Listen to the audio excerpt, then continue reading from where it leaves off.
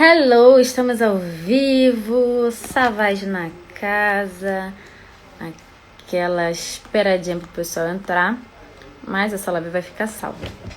Então, bem-vindos à minha live. É uma live com um assunto bem legal sobre o de sempre, né? Arte, cultura. Vou falar sobre inteligência. Um insight que eu tive essa semana e eu fiquei... E aí eu vou falar, tá bom? E também o legal que vai ter na live hoje é um artigo, na verdade é uma publicação, não sei se eu posso falar artigo, de um curador, de um crítico de arte estadunidense, que é o Jerry Saltz. Ele fez um artigo sobre como ser um artista com 33 lições, 35, depois ele dá umas dicas lá. E esse ano, em 2020, esse artigo virou livro. Então vamos começar, já tá com o número bom. Cleci, bem-vinda, Karina, bem-vinda. Vamos lá, gente, a meta é fazer em meia hora. Gil, a meta é fazer em meia hora a live, vamos lá. Então, quero começar falando... Ai, Juan, não dá pra falar com todo mundo, senão aí... Viteie, não dá pra falar com todo mundo, porque eu vou ficar falando e não vou dar o conteúdo. Vamos lá, papel e caneta na mão. Estão com papel e caneta na mão? Que eu vou soltar várias frasezinhas legais de anotar e depois você colocar no status do WhatsApp, o pessoal vai te achar estudado. Aqui a produção falou que eu vou explicar os termos, né? Alguns termos de arte, cultura, criatividade, inteligência / sabedoria.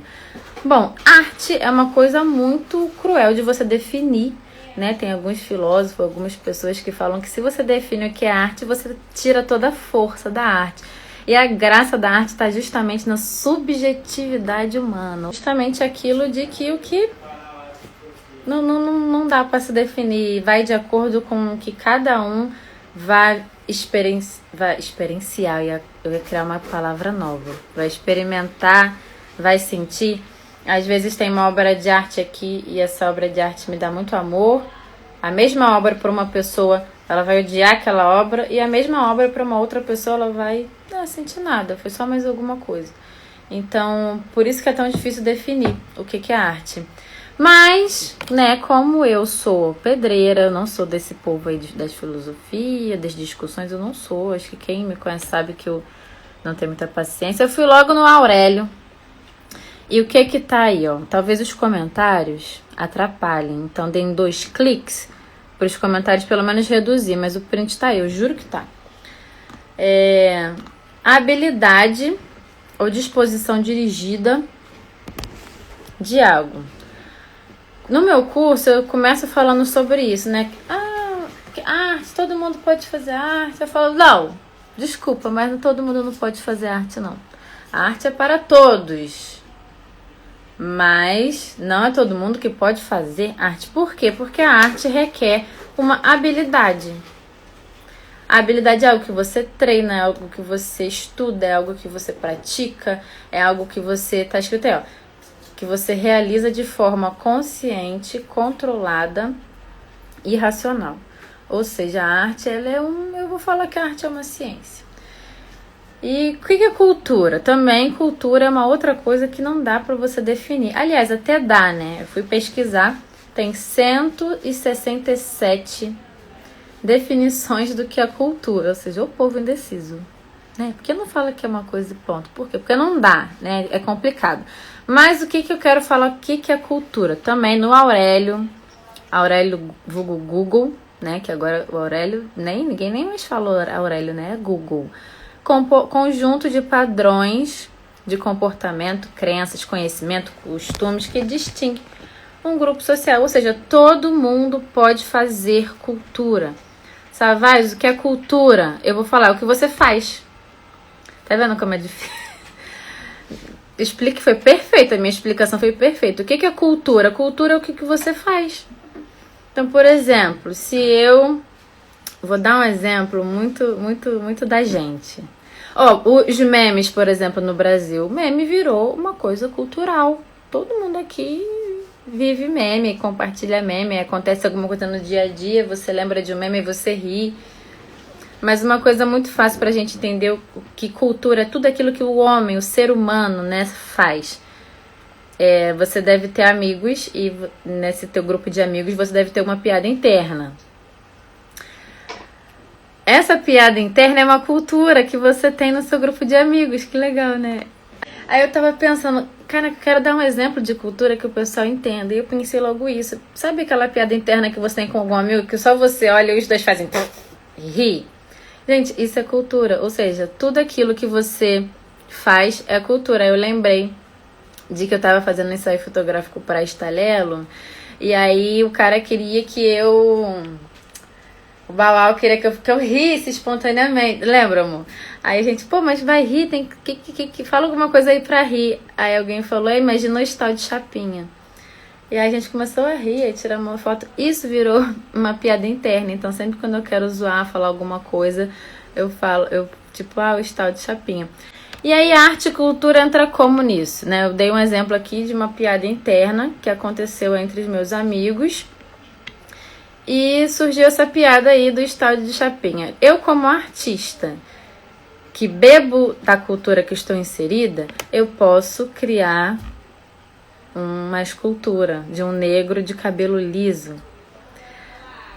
Estão pescando? Vão falando se estão ou não. Arte e cultura são duas coisas completamente diferentes. Mas o artista, ele bebe no gargalo da cultura. Tanto que a cultura, ela dita muitas vezes o que as artes que estão sendo produzidas naquele período. Então, quando você vai lá no centro europeu, lá das épocas lá da Igreja Católica e tudo mais, vocês vão ver as artes sacras, vocês vão ver as pinturas lá com auréolas de anjo. As grandes obras de arte foram encomendadas pela Igreja Católica, lá tu vê a Capela Sistina, né? Aquele lá do dedo, que quase encosta, mas não encosta.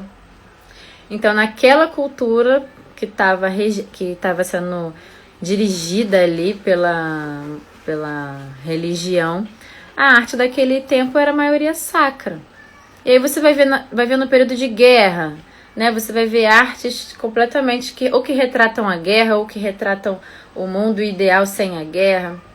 Um outro exemplo, aqui 2018, 2019, essa época que teve maior polaridade na nossa política, né? Lula, Bolsonaro. As obras artísticas desse período, elas foram extremamente políticas, elas foram extremamente militantes, né? Então a arte, ela vai beber da cultura. E o que é cultura? É o que está acontecendo ali, com aquele povo em específico. Tem lá a forma macro, né? Tipo a cultura brasileira.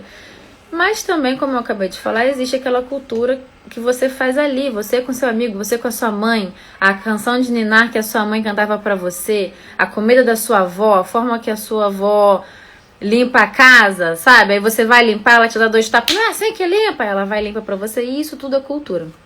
E aí, o que é criatividade nisso tudo? Eu, hoje, pensando, eu defini a criatividade, Sabrina, como você ser inocente a ponto de achar que tudo é possível. Uma pessoa criativa é uma pessoa inocente a ponto de ela achar que qualquer coisa é possível. Logo, ela não tem barreiras para criar.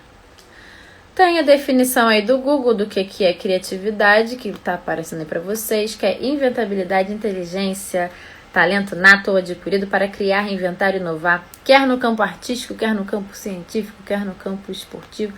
Tudo isso é criatividade.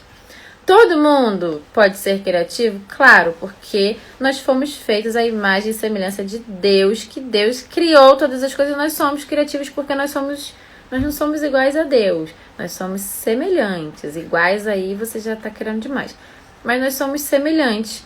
Então, por isso, todo ser que respira é criativo. O que pode acontecer, e é o que muitas vezes acontece, é que durante ali a infância o pai fala, não pode, tá errado, fica quieto. Aí vem também a religião, fala, não pode, isso é proibido, pecado. Aí vem também o trabalho. Não, você tem que estudar isso aqui, porque é isso aqui que dá dinheiro. Isso tudo vai tolhindo a nossa capacidade de ser criativo. E a gente vira um adulto bocó. Alguns ligam a criatividade com espiritualidade. Beethoven falava isso, que Deus gritava no ouvido dele para compor as músicas. Beethoven era sinistro, né? Eu acredito mais. Eu não acredito que Deus grita no meu ouvido. Eu acredito que Deus está em mim. Por isso que eu tenho total certeza do meu superpoder criativo. Pesado, né? Não é pra qualquer um, não. E aí, gente, eu lembrei da minha sobrinha, cara. Minha sobrinha Lorena, é a princesa da tia. A Lorena, ela é inocente, né? Ela tem, 3, 4 anos.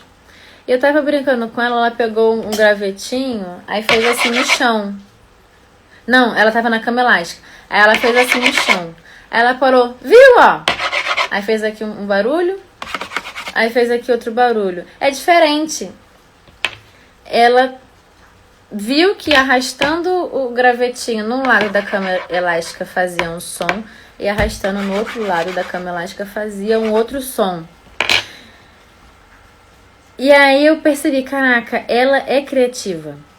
Porque ela brincou, se divertiu com o conhecimento de mundo que ela tem. E eu lembrei daquela frase de Albert Einstein, que é: criatividade...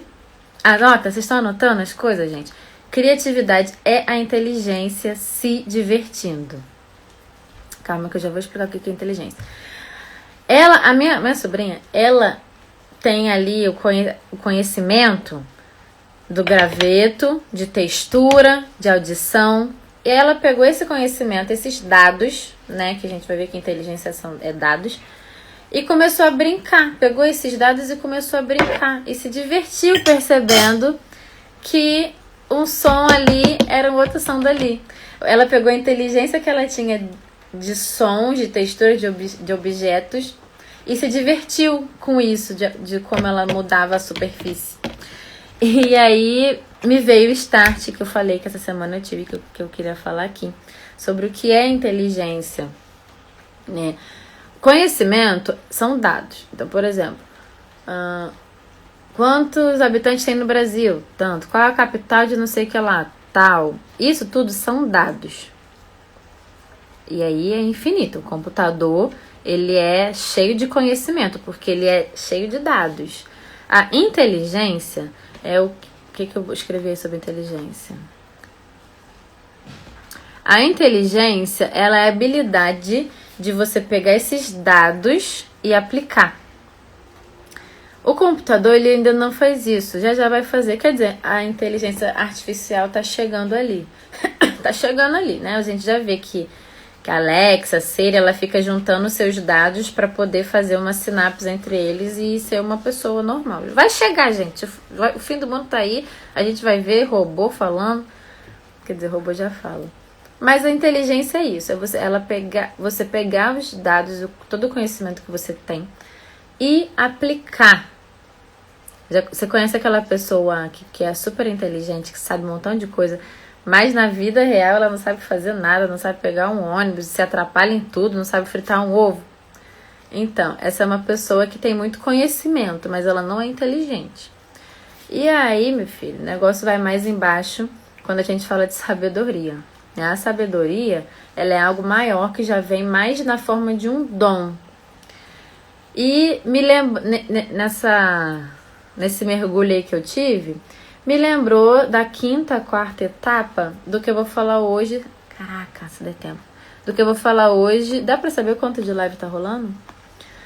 Daquele artigo do Jerry Saltz, que ele fala que o artista ele precisa de estratégias psíquicas para sobreviver no meio da arte. E aí essa sabedoria eu vi mais como um recurso de sobrevivência do artista. No meu curso também eu falo muito isso, que às vezes você precisa ter uma base, ter resiliência, ter conteúdo, salve sarará, ter conteúdo de psíquico, ter conteúdo de resiliência, ter inteligência emocional para você sobreviver no meio da arte, que é um meio muito pesado. E os psicólogos modernos têm chamado a sabedoria, sabe de quê? Sabe, adivinha? De inteligência emocional. E é mais ou menos a pessoa saber dosar a importância de cada fato. Olha como a gente precisa disso hoje em dia, né? Na internet, então, precisa muito de sabe. É como se eu tivesse o poder, é como se eu tivesse o dom de não me importar com aquilo que não precisa. Então, vamos supor, se alguém vai e me ofende. Sabedoria é o dom de eu não me ofender, de eu não me importar com aquela ofensa. Sabedoria, ela tá ligada a um dom. E na Bíblia fala que é um dom mesmo que Deus dá. Ou seja, como adquirir sabedoria? Pede para Deus que Deus dá. Como adquirir conhecimento? Lê, assiste documentário, estuda, que você coloca conhecimento para dentro de você. Como ser inteligente? Pegar esses conhecimentos que você tem, esses dados, e fazer com que eles trabalhem para você. Aí, a Mila tá no grupo. Ai, gente, a Mila veio para levantar a moral. Ele divide esse artigo em 5 etapas. A etapa 1, você é um amador. 5 etapas, o que acontece? Esse crítico, ele é um crítico de arte, então ele está mais voltado ali para artes plásticas, para museu, para enfim. Mas aí a gente traduz tudo para nossa dança. Você é um amador, vou ler rapidão enquanto vocês anotem. Não vou falar as 35 não, vocês vão depois entrar no link, e aí vocês leem. Mas eu extraí aqui o que mais me interessou e o que eu mais consigo traduzir para dança. Você é um amador total. Toda arte vem do amor por fazer algo. Ou seja, você é uma amadora porque você faz arte por amor. Toda arte faz porque você antes começa a amar aquilo. Não necessita de compreensão, não necessita de justificativa. Então, sem pressão. Ele fala também nessa etapa para você imitar, né? Tem muita gente que fala isso, vai imitando até você conseguir, finja até ser, tem umas frases assim. Mas uma das coisas que eu extraí disso é, beleza, vai imitar? Entenda que é um processo, mas observa, quando você estiver imitando alguém, observa o que você tá fazendo. Porque às vezes a pessoa vai lá, faz um tracinho, aí você vai fazer um tracinho curvo. Preste atenção nessa curva, Brunem, nessa curva que é sua. Quando você está reproduzindo alguma coisa de alguém, preste atenção no que você está fazendo de seu ali. Tipo, o que você colocou de seu e não do que você reproduziu. Trabalhe. Ele falou uma coisa muito legal, trabalho tira o medo. Quando você trabalha, você que você não tem tempo para medo, e 2, que você começa a achar aquilo natural. As pessoas que mais entendem dos assuntos, que mais sacam de falar, de dar ideia, de dar dicas, são aquelas pessoas que trabalham muito. E só o trabalho te leva a alguma coisa. A etapa 2 é sobre começar de fato. E aí nessa etapa ele dá várias dicas de você montar ali o seu estúdio, de você realmente botar a mão na massa. E uma das primeiras dicas que ele dá é tipo, comece sem pressão, comece entendendo que você está ali se divertindo, que você está brincando. Isso é uma das formas de começar. Uma outra coisa que ele fala para você desenvolver formas práticas, isso eu trouxe muito para dança. Como que eu vou e chego e começo a dançar, ligo a música e vou dançar? Tá, você pode fazer isso, você pode botar isso como uma forma prática sua para poder começar. Mas desenvolve uma prática sua. Por exemplo, eu gosto muito de dar limite. Então eu grudo o pé no chão e falo, agora eu vou dançar sem tirar esse pé do chão. Enfim, isso aí pode ser infinito. Eu vou dançar sem dobrar o cotovelo. Aí eu vou fazer uma dança ali que eu não vá dobrar o cotovelo. Que dessa etapa aí foi uma coisa muito legal que a gente pode traduzir para dança, que é você desenvolver suas práticas de treino, as suas práticas de ensino. Claro, tô falando aqui já como se você já fosse uma pessoa já profissional, já vivida.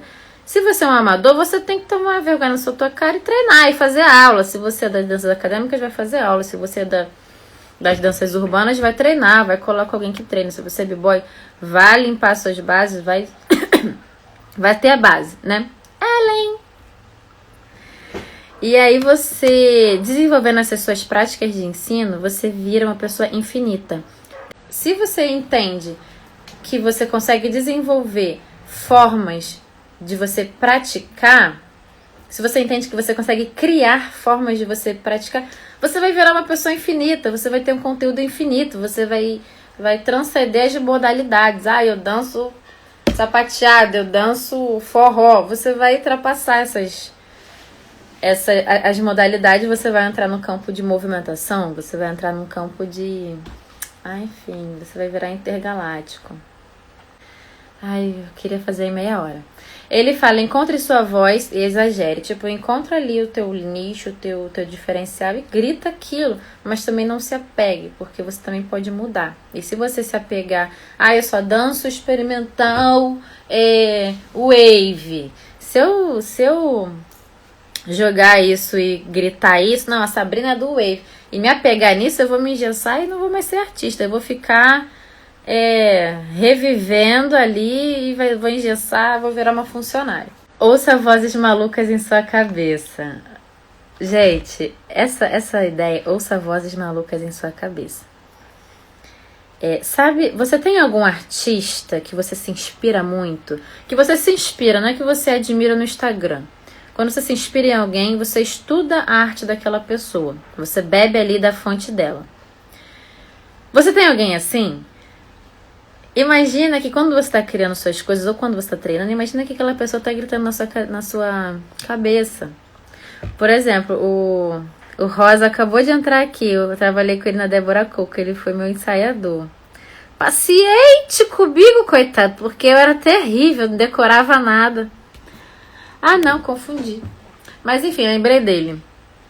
E aí eu lembro muito da Débora gritando as coisas dela e às vezes isso vem na sua cabeça como uma voz doida, tipo, vai, faz aquilo, faz aquilo, faz aquilo. E ele deu essa dica. Eu falei, gente, mas que doideira. Sei lá, Pina Bausch. Eu tô escovando o dente, falam, que músculo você tá mexendo aí quando você escova o dente. Aí aquilo vira uma dança, sabe? Cláudia Viana que faz isso. A Pina Bausch, ela é mais da coisa daquela coisa doida, tipo, dança essa cor vermelha, dança aí essa cor. Aí tu fica, vou dançar uma cor vermelha. Gente, estudem esses grandes. E Cláudia é tipo assim, você tá tomando banho, você tá apoiado em que perna? E aí você dança aqui. Então, tenha essas vozes de gente doida na sua cabeça pra você, como se fossem mentores imaginários, né? Mas se começar a ficar esquisito, aí você procura uma oração, me manda uma mensagem, tá? Mas isso aqui, eu tô falando no campo, assim, de produção artística, né? A nossa etapa 2 é gigante. Saiba o que você odeia. Você precisa saber o que você não gosta. Corre muito risco de nessa sua lista aparecer coisas que você faz. Mas faz uma lista daquilo que você não gosta. Pega aí 3 artistas que você não gosta. Fala assim, eu não gosto da arte desse cara. E é tudo bem. E beleza. E que bom que você consegue identificar isso. Aquele mundo ideal que você... toda arte é linda. Mas aí depende do ponto de vista. Tá aí, gente. Paciência não. Não gosto. Então lista aí. Saiba o que você odeia. A diferença de assunto e conteúdo. Isso serve pra vida. Serve pra uma conversa. Serve pra uma dança. Serve pra você ser mais crítico. Você ser mais... conceitual no sentido de ter conteúdo. Essa é uma obra que eu esqueci de quem é essa obra, eu vou achar. O assunto dessa obra é um cara numa cadeira, no meio transparente, né, que tá ali umas imagens, sei lá, será que a cadeira tá caindo?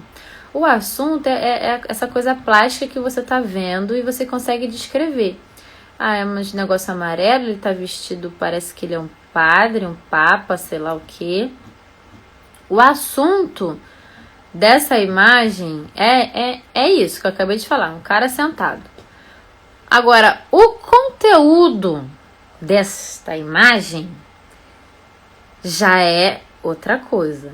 Já é algo sobre, sei lá, um desespero, uma claustrofobia, uma histeria, uma loucura. E se a gente entende que é um papa mesmo, um padre, por causa da roupa, isso aí já virou uma loucura religiosa, já virou, se é um juiz, né, não sei, já virou uma histeria, sei lá, do sistema judiciário. Conseguiram pescar a diferença de conteúdo e assunto? Isso é muito difícil trabalhar também quando a gente fala sobre o nu nas obras de arte, o nu na dança. O assunto, quando a gente tem ali uma obra que possui o nu, o assunto é o nu, o cara pelado, o órgão genital do cara balangando. Esse assunto é difícil de gestão, né? Não sei, tem gente que gosta, tem uns pervertidos aí que adoram ver o nu. Mas eu tô falando do nu artístico. O assunto vem de cara, o assunto chega assim, pá, peladão, pá. Agora, o conteúdo, você vai precisar olhar por fora do assunto. Você vai precisar desver o assunto. Então, às vezes, o conteúdo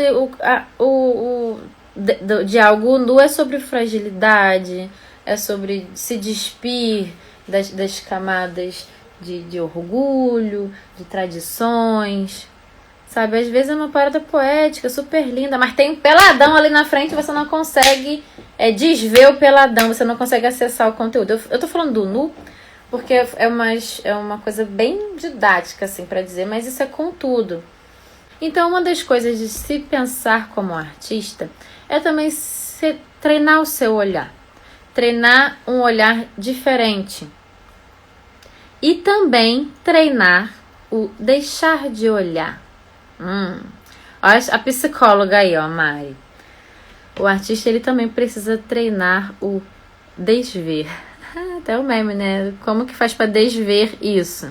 Pois é, o artista consegue olhar algo e desver para poder ter um outro conceito, uma outra parada aí. Que a etapa 4 ele fala sobre entrar no mundo da arte, de você entrar nesse lugar, nesse mercado artístico. E a etapa 5 é sobreviver ao mundo da arte, que foi o start que me deu logo acima aí, que eu falei sobre a sabedoria, da sabedoria ser uma excelente estratégia psíquica para você sobreviver a esse mundo. E eu falei também que a sabedoria é algo que você não pode comprar ou estudar. É um dom que você precisa adquirir. E eu falei que Deus dá. Tá na Bíblia, a Bíblia é a palavra de Deus, falou que tá lá. E aí, ó, tá escrito aqui, quero sabedoria.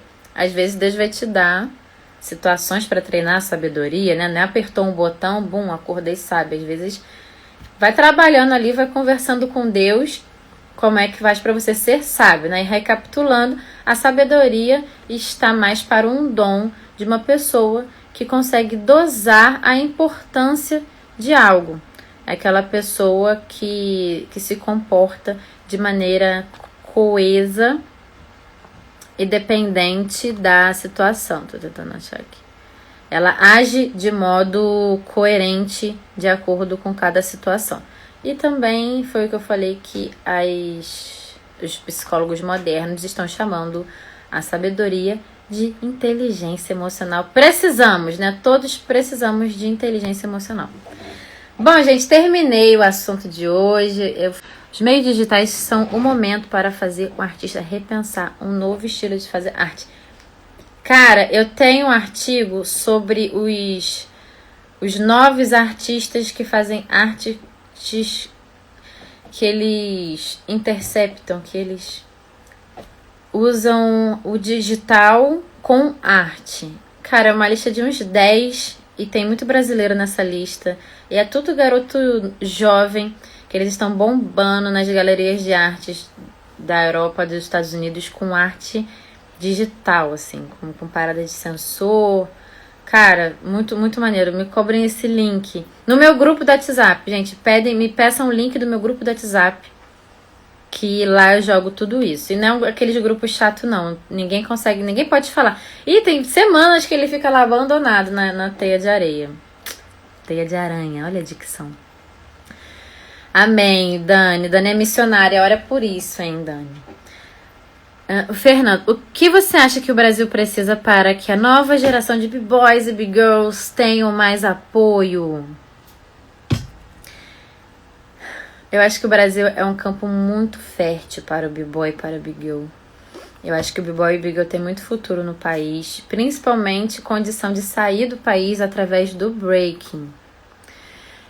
Mas o que eu acho que o Brasil precisa... As pessoas, né? O Brasil tá lá paradinho no mapa. As pessoas precisam acessar informações de captação, de conseguir grana. Porque quando você dá R$1.000 na mão de um fazedor da cultura, você dá R$1.000 na mão de um b-boy, de uma b-girl que tem responsabilidade com a cultura hip hop, ele faz um estrago, ele faz um evento gigante que veio pessoa de fora do país. Exemplo, Tropical Battle. Tropical Battle não tem um tostão. E é um evento que movimenta o Brasil inteiro. Então, falta as pessoas da cultura, né? Estou falando especificamente de b-boys e b-girls, se moverem para estudar. É aquilo, né? São os 9 elementos também, né? Um deles ali é o conhecimento. Então, eu entendo que vão ter pessoas da cultura que vão se empenhar mais em... Ai, 1 hora de live.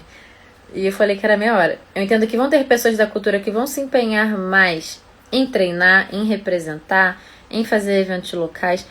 Mas também precisa... Por isso que o hip hop é importante. Não só a dança, não só os elementos específicos. O hip hop, ele traz toda essa amarração. Precisa das pessoas também, daqueles que têm aptidão para ler, para estudar, que são articulados, de estudarem mecanismos de captação de recursos, de utilizar as políticas públicas que eu falei mais acima, para poder fomentar e crescer essa cultura que a gente tem. A gente tem muita criança, o Fernando é um desses caras que está com uma geração de big girl, cara, alto nível, e elas precisam ser apoiadas. Elas não vão ser apoiadas por uma pessoa... Enfim, da tecnologia. Elas não vão ser apoiadas por uma pessoa lá da gastronomia. Elas vão ser apoiadas por pessoas de dentro da cultura. Então, o que precisa é a gente desbloquear a cabeça para dinheiro. Temos aí o Sarará, que é um coach periférico. Desbloquear a cabeça para informação e começar a agir e contribuir para essa cultura. Então é isso, gente. Salve, Bruno. Máximo respeito. Fala mais, Jé, ninguém aguenta mais me ouvir falando, minha filha. Tô indo embora já, ó. Ninguém aguentou mais. Gente, muito obrigada. E ó, esse é um esqueminha simples que eu uso no meu curso sobre processo criativo. A gente submete os artistas a processos criativos e fazemos com que eles consigam identificar de maneira prática e sintética a fase que eles estão naquela ideia. E vamos correr atrás da sabedoria. Beijo, gente. Tchau. Vai ficar salva a live. Beijo. Tchau.